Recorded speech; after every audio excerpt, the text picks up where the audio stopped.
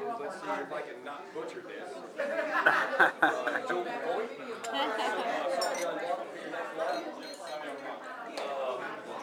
Next course is a nice little peppery salad with hello. Man, it's like school. I've never gotten to do that. It's always me getting it.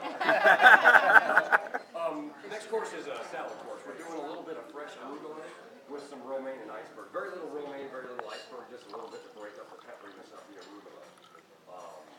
This is a honey poppy seed vinaigrette, which I'm going to demo for you because lettuce is pretty hard to demo. We've got some mandarin oranges, but I'll show you another option for oranges instead of having to use canned oranges. We can also use fresh oranges and do what we call a supreme in the kitchen, which I hated doing as an up-and-coming chef, and I love it now because I can make other people do it, which is the truth. But orange supreme, basically what you're going to do, you're going to take the skin and the peel off the orange.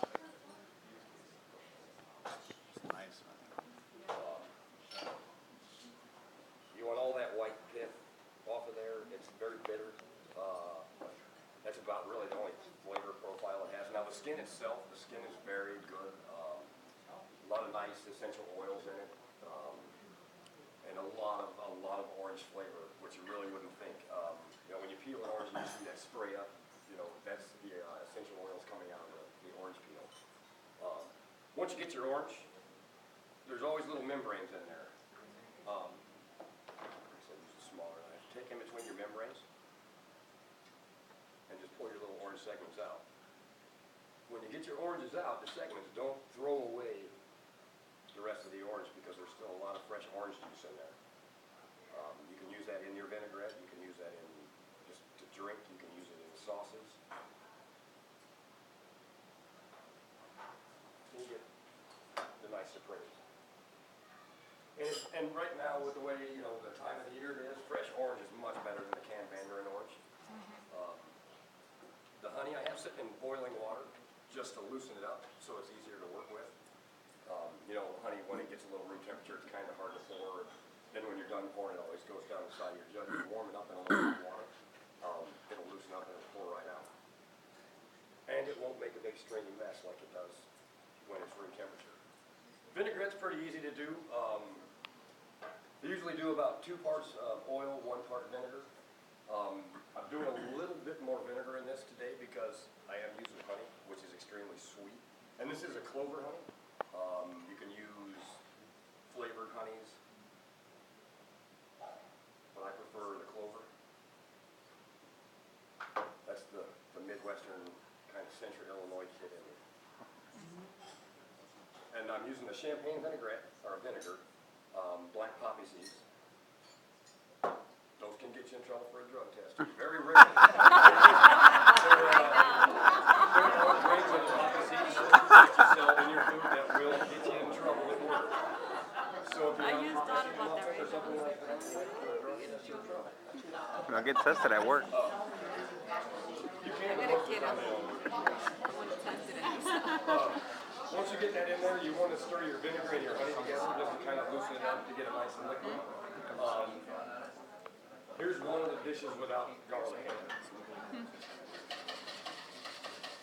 Now, this is the way we had to do it in school before they let us use KitchenAid, the food processor, or an immersion blender.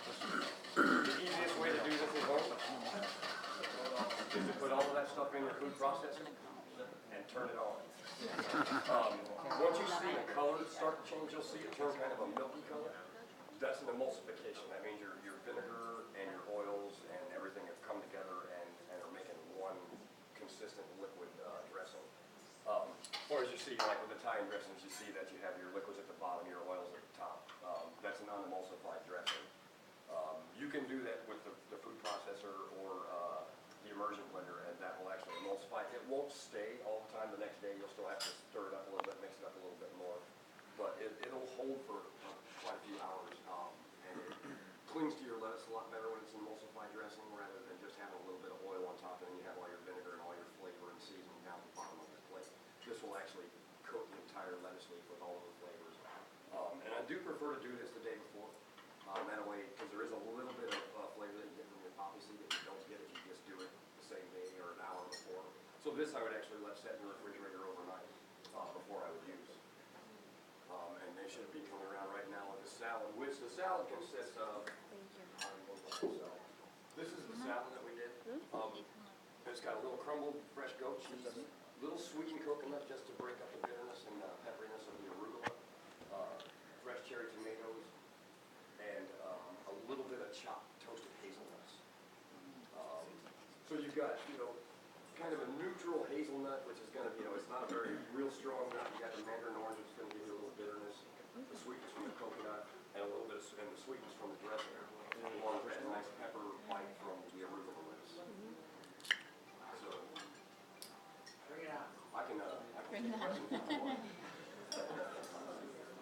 This is the easiest one to explain, because of the vinaigrette and the different things. And that's a basic vinaigrette, the same method you would do for any other type of emulsified dressing you want to do, you do those same steps. And the wine wrap, the wine that you paired it with? The wine, here we go, you want me to butcher this again, right? Joel got it. Sauvignon Blanc is the wine that's paired with this dish.